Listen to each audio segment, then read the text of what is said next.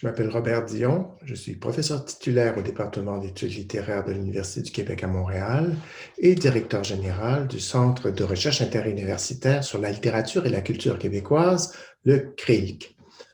Mon enseignement et ma recherche portent principalement sur les littératures québécoises et françaises, tantôt dans une perspective comparatiste, tantôt non, et sur des corpus contemporains publiés après 1980.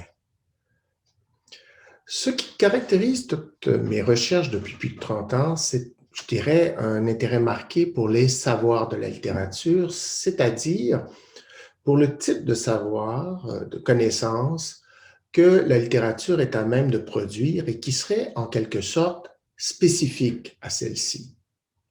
Je me suis ainsi penché au fil des ans sur ce que la littérature sait de la littérature, c'est-à-dire, autrement dit, sur sa fonction autocritique. Dans un livre intitulé Le moment critique de la fiction, j'ai voulu, par exemple, voir comment, par quel procédé herméneutique, interprétatif, certaines œuvres québécoises des années 1980-1990 interprétaient d'autres œuvres littéraires, tenaient un discours sur elles et s'inscrivaient ainsi dans une tradition encore à consolider pour une jeune littérature comme la littérature québécoise. Relire les œuvres du passé, c'était en effet, si je puis dire, inventer une tradition.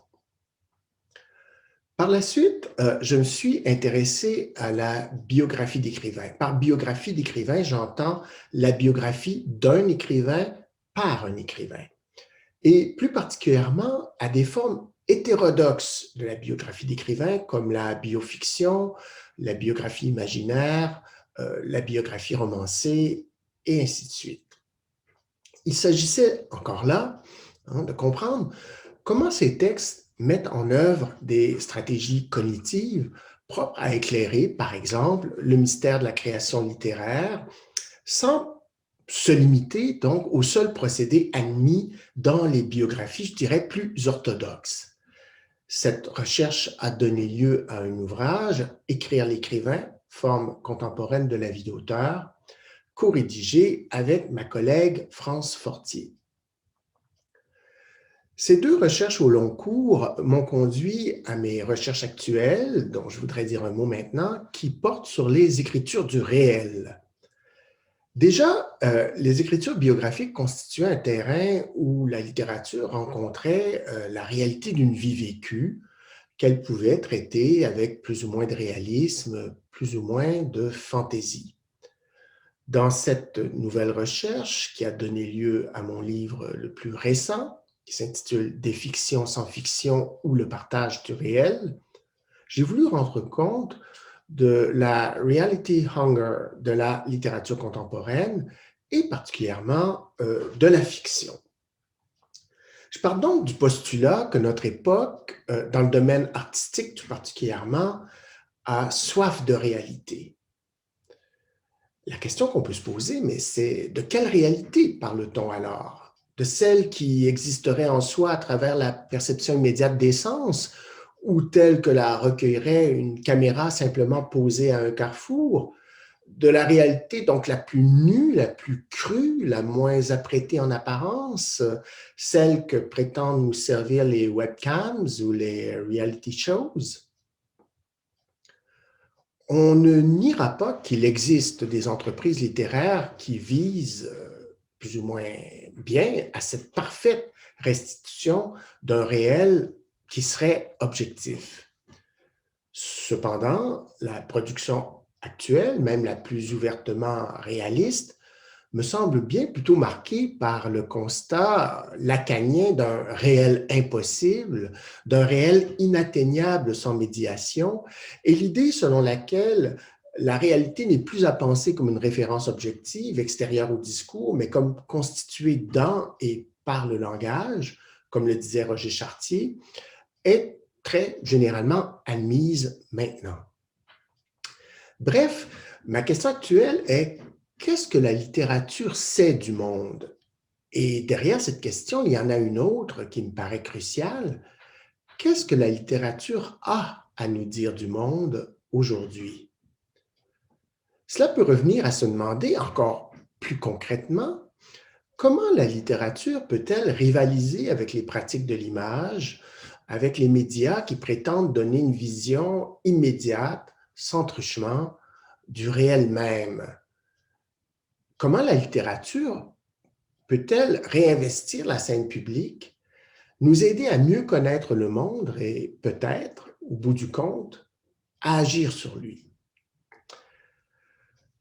Plutôt que d'étudier des œuvres qui se réclameraient d'un réalisme traditionnel, spontané et illusionniste, j'ai choisi de m'arrêter à des œuvres qui visent à une réinvention des modalités du réalisme, réinvention qui consiste, pour l'écriture littéraire, à assumer de manière très voyante ces enjeux mimétiques, c'est-à-dire à faire voir ces procédés, sinon ces trucages.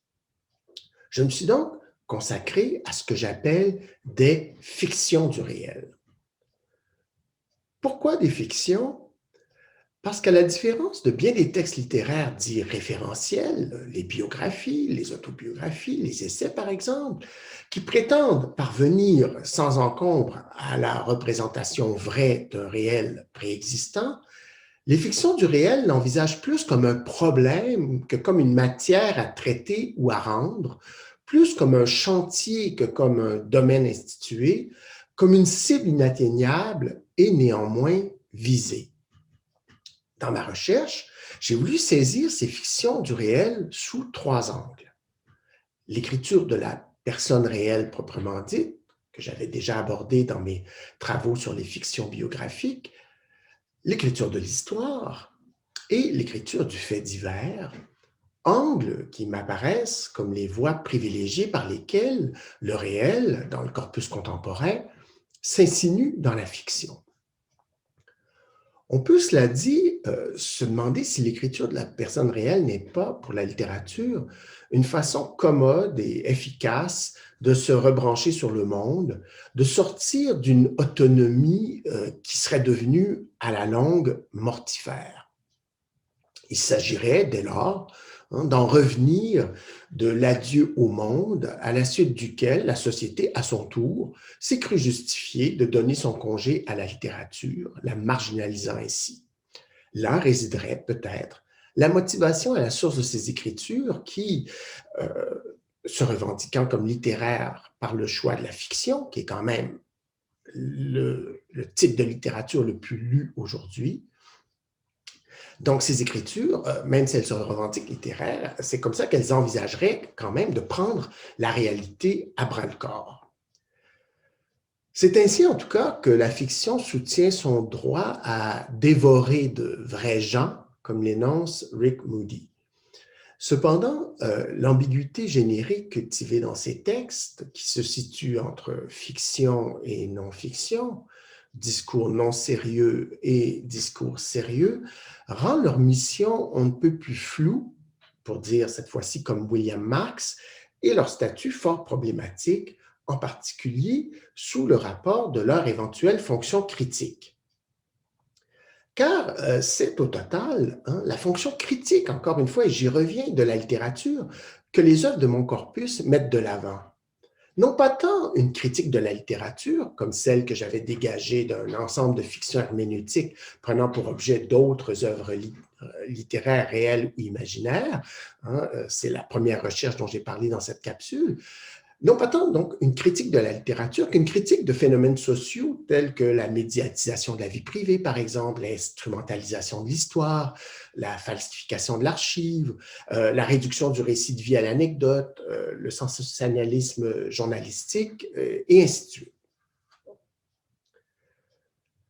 Pour terminer sur une toute autre note, je voudrais insister sur mon rapport intellectuel et affectif aussi au collègue d'Innsbruck.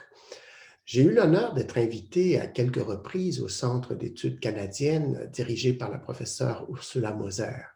J'ai d'ailleurs participé au grand colloque Österreich-Canada Kultur- und Wissenstransfer, Autriche-Canada, le transfert culturel et scientifique qu'elle a organisé au début des années 2000, où j'avais évoqué la dimension autrichienne de la germanophilie des écrivains québécois contemporains, ou du moins de certains d'entre eux. J'ai aussi eu l'honneur de participer au mélange offert à Ursula Moser sous le titre Culture à la dérive, culture entre les rives, où je m'étais penché sur quelques expérimentations de l'écriture biographique au Québec. Je dois ajouter qu'il y a depuis longtemps, dans mon parcours de recherche, un roten Faden, si je peux me permettre, germanophone.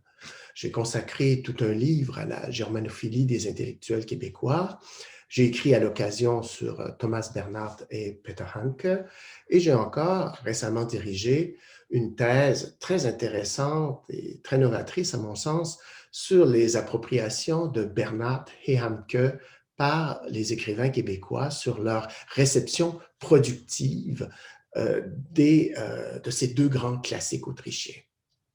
C'est donc dire, et je terminerai vraiment par là, que l'Autriche reste pour moi un intérêt capital et constant.